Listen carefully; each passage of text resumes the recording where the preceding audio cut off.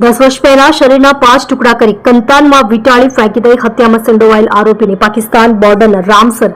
રાજસ્થાન નજીકથી ઝડપી પાડતી સુરત શહેર ક્રાઇમ બ્રાન્ચ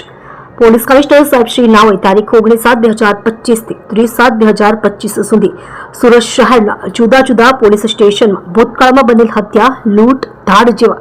ગંભીર ગુનાઓના નાસ્તા ફરતા આરોપીઓને શોધી કાઢવા સારું સ્પેશિયલ ડ્રાઈવનું આયોજન કરેલ,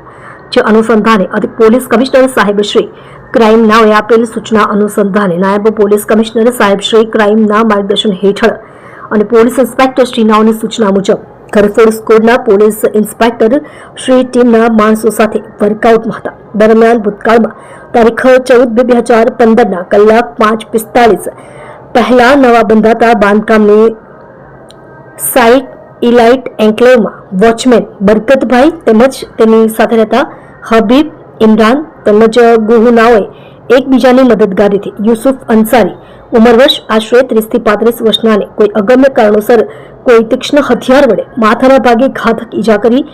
માથું ડાબી બાજુથી છૂંદી નાખી મોત નિપજાવી મરનારની લાશના બંને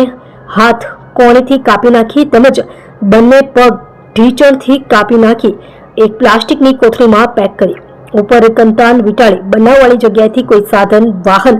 અથવા અન્ય રીતે લઈ જઈ કોઝવે રોડ પર મોહમ્મદ સલીમ, મોહમ્મદ સફી બરફવાળાના ઘર સામે રોડ ઉપર નાખી લાશને ફેંકી દઈ ખૂન કરી ફેંકી દઈ ગુનો કરેલ હોય તે બાબતે રાંદેર પોલીસ સ્ટેશન ગુનો રજિસ્ટર્ડ નંબર 13/2015 એપીકો કલમ 302-201-34 તથા જીપી કલમ 135 મુજબનો ગુનો નોંધાયેલ હતો.